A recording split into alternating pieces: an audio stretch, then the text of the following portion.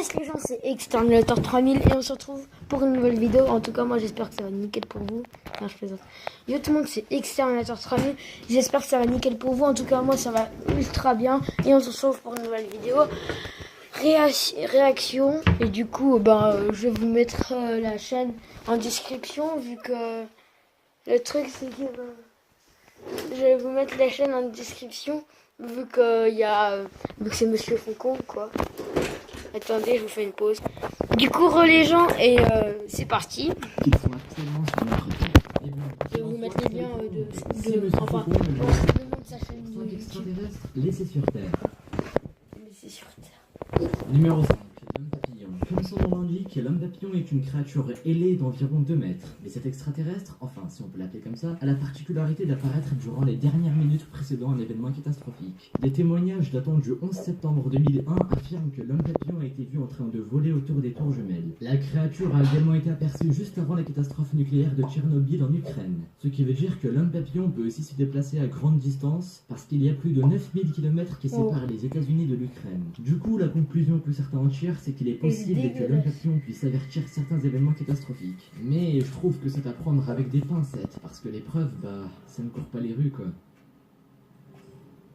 Numéro 4. On embarque pour le Brésil dans la ville de Varginha. Cette ville tient sa popularité du fait qu'elle abriterait un extraterrestre. On remonte 20 ans en arrière, le 21 janvier 1996, 3 jeunes adolescentes auraient croisé une créature d'environ 1,50 m, de 2 yeux rouges et de 3 crêtes sur le dessus de sa tête. Les jeunes filles se sont par la suite enfuies parce que... c'est moche. Sauf qu'à leur retour avec leur mère, l'extraterrestre n'était plus là. Il a été capturé par l'armée brésilienne et emmené dans un hôpital de la ville, histoire d'analyser la créature de plus près. Et un des militaires qui était sur place affirme que la créature ne venait pas de notre monde, et malheureusement, c'est tout ce qu'on sait. L'enquête est restée et reste toujours confidentielle.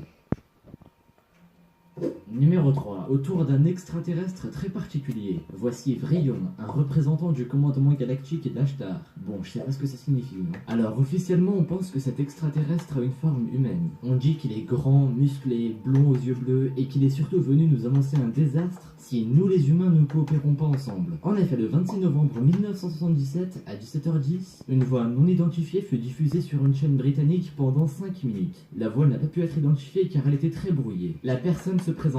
Il s'agissait de Vrillon. Il prononça un message de paix qui disait que tous les humains devaient coopérer entre eux et de s'aimer les uns les autres. Dans le cas contraire, un énorme désastre s'abattra sur Terre. Je vous passe les détails. Aujourd'hui, presque 40 ans plus tard, nous ne savons toujours pas si Vrillon est vraiment une créature extraterrestre ou si c'est juste un énorme canular qui en a trompé plus d'un, car faut savoir que certaines personnes ont vraiment pris le message de Vrillon au sérieux. Numéro 2. On embarque pour la ville de Dover dans le Massachusetts aux États-Unis. Le 21 avril 1977 à 22h, William Bartlett, âgé de 17 ans, aperçut en voiture une étrange créature humanoïde sur un mur de pierre. Il dessina alors un schéma pour montrer à quoi ressemblait la créature. William en profita même pour jurer sur une pile de Bible sur le côté droit de son schéma qu'il a bel et bien vu ce monstre, si je peux l'appeler comme ça. Un peu plus tard dans la soirée, un jeune homme du nom de John Baxter aurait vu la même créature en rentrant chez lui et il en a fait la même description que William Bartlett. La créature a alors été baptisée le démon de Dover en référence à la ville où elle a été aperçue. Et malheureusement, c'est tout ce qu'on sait.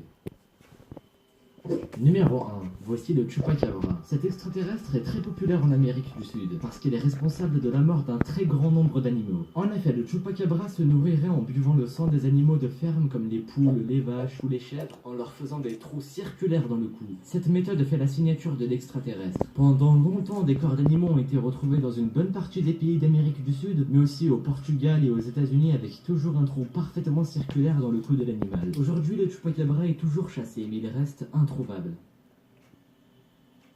Merci à vous d'avoir visionné cette vidéo. Je suis un grand fan. Voilà, du coup c'est...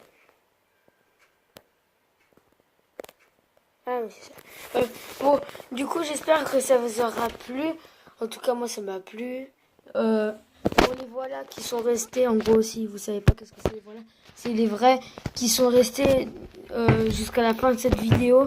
Le hashtag à mettre en commentaire, c'est le hashtag qui va bientôt s'afficher après. Hashtag horreur. Et du coup, j'espère que ça vous aura plu. On se dit à la prochaine. Ciao tout le monde. Bis.